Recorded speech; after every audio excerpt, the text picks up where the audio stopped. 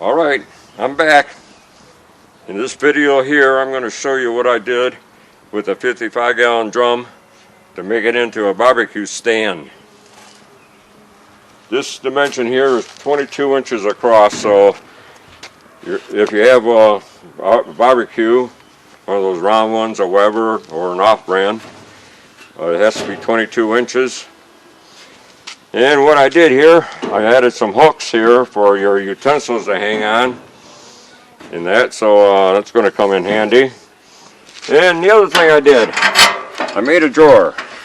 I made this here so it slides in and out. That way there, you're not going to hit your shin on it, hopefully. And what I did was I filled that with charcoal. This way here, I don't have to. I keep my charcoal in here. It's out of sight. I don't know how much I can get in there. I never really tried to measure a bag or anything, but I get enough for at least three or four barbecues. So, matter of fact, I can probably get more than that. I've never really timed it. And this is the mechanism inside that I made that your drawer slides on. These here are drawer slides. I just happen to have a heavy-duty pair. And then I made the stand here. It's not welded or screwed to the floor, and I'll tell you the reason why. These here are welded to the side here, and I have another one up front. This way here, if the bottom rusts out or something happens to the drum and that and it breaks, all I have to do is unweld these and just lift this whole thing right out, put it in the new one because the sizes are all the same, and I can either weld it or just put a hole through here, put a nut and bolt. So that's why I made it the way I made it. There's other ways to make it. I've run through probably about 10 different ways to make it, and this is my final decision. So I'll slide this in now. And now I push the handle in so nobody gets hurt.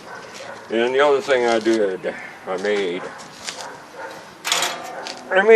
this to catch the ashes from the barbecue. This lid here, this was not one of those open ones with you can reseal. It was solid top, so I cut this out. And I used that part there for this, so I didn't have to go out and buy this or bother trying to make one. And these hooks here, I won't give you a dimension because your barbecue may be different than the one I'm using, but you get the idea. I made this out of 2 inch because that's what I have a lot of. So and what happens? This slides in here like that, and now the barbecue goes on top of that.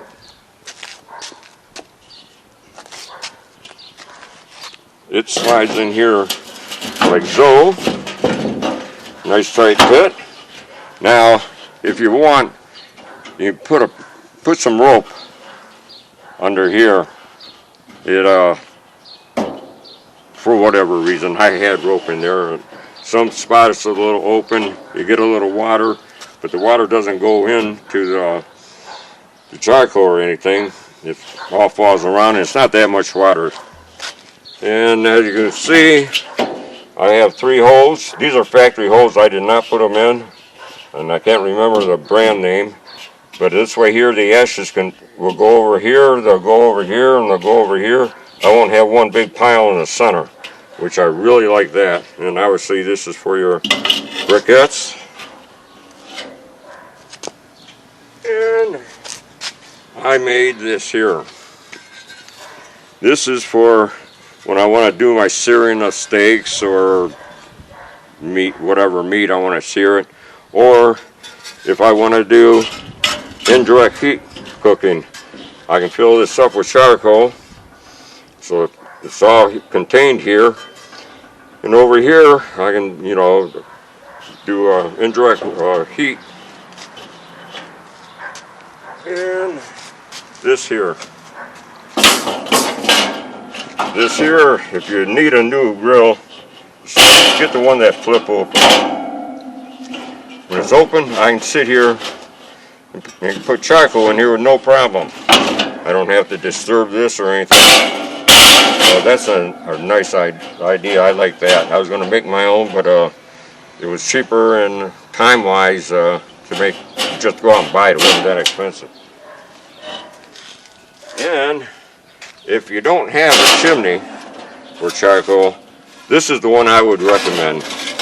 And we've had it so long that it's burned the name off. If you're not familiar with this, what you do, you take newspaper. You don't want to pack it real tight. You want it loose in there. You put newspaper in here. It only takes about a sheet. You tear it in the quarters. And what I do, I take the newspaper and I stick it out like that. And then I can light this here. Go in there and light the newspaper. And you put your briquettes in here. The thing I like about this is the handle here. I'll pull the handle.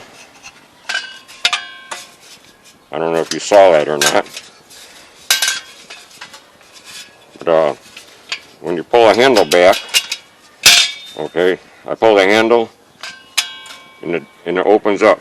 So this way here, I can take this right over my searing mechanism and just dump them right into it.